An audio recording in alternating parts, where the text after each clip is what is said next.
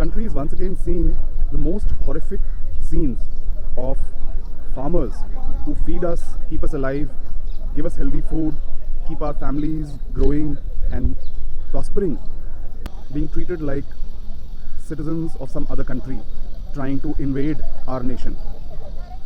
While there are reports that China continues to have thousands of acres and kilometers of our land captured, we are seeing the farmers of our very own nation being smoke bombed, being treated in the worst possible manner. Now, what is being done is completely against the constitution and the constitutional and the fundamental rights of the citizens of this country. Police has been going around in villages telling that anybody who joins these protests, their tractors, machines will be seized, their passports will be cancelled. And this is all happening not in a British era or a Mughal era India, but in today's 2024 era India, where the world's largest democracy is being turned into a autocracy. While in Manipur there are thousands of arms, lakhs of bullets and thousands of bombs still missing, the government is not acting in the manner it should in that matter. A matter which threatens our national security, a matter which threatens global peace, a matter which can lead to a Palestine-Israel situation being created right here in our country, a matter which can lead to a situation which can be worse than COVID-2. So what will it take for everyone responsible to take the required action? Well, it will take you and me and us to do what is required by making the right noises, by making vociferous calls, and by handling the matter in the legal courts, which is something which I've been doing for last many months. I had filed an IA about the Manipur arms loot matter, as many of you may know, and it was my IA which led to the stopping of the arms loot. Unfortunately, a couple of incidents have happened again. Yesterday also there was an incident of arms loot which has been reported. The European Parliament has condemned what is going on in Manipur. So Manipur is a matter of the nation's global reputation, the nation's safety, security, and when I say the nation, I mean every single citizen. Now, what also keeps the citizens safe are the laws which govern the nation.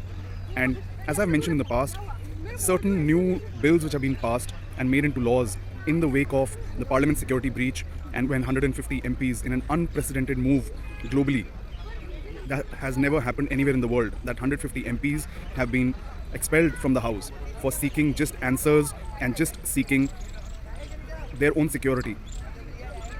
In their absence, certain bills were passed which threaten the very nature of our democracy, which can threaten and strangle every single neutral voice, journalist, citizen.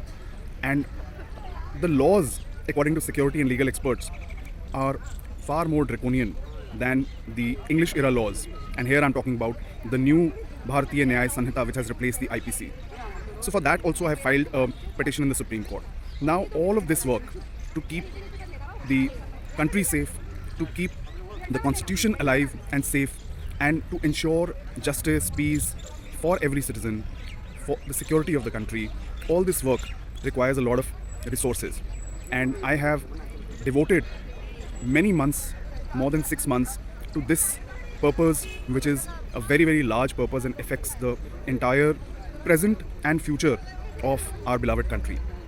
I need your help now to keep this work going, to ensure that the farmers are treated as citizens and not terrorists, to ensure that our nation's borders and land is secured, to ensure that the constitutional and fundamental rights of people are delivered, and to ensure that laws which have been passed, which threaten every single individual and citizen of this country, requires work to be done in the institution which you see right behind me.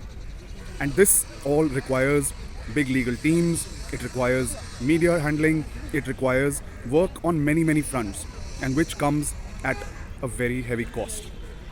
And you have to now support that work, because without that, this work cannot happen, and without this work, the nation's future is at stake.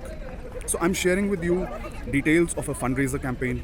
I'm sharing with you details of a bank account. Choose the medium that works for you and contribute wholeheartedly and share this video with other family, friends, colleagues, and send it to as many people as possible, because that's the only way that we can save this country, by coming together in big numbers. I am fighting here for this country. I just need you to back me with resources. And to end, I just want to invoke one of my icons, Netaji Subhash Chandra Bose.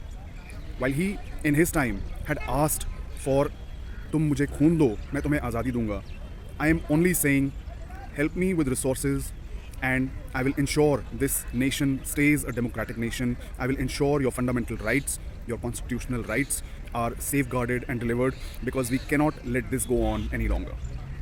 Thank you.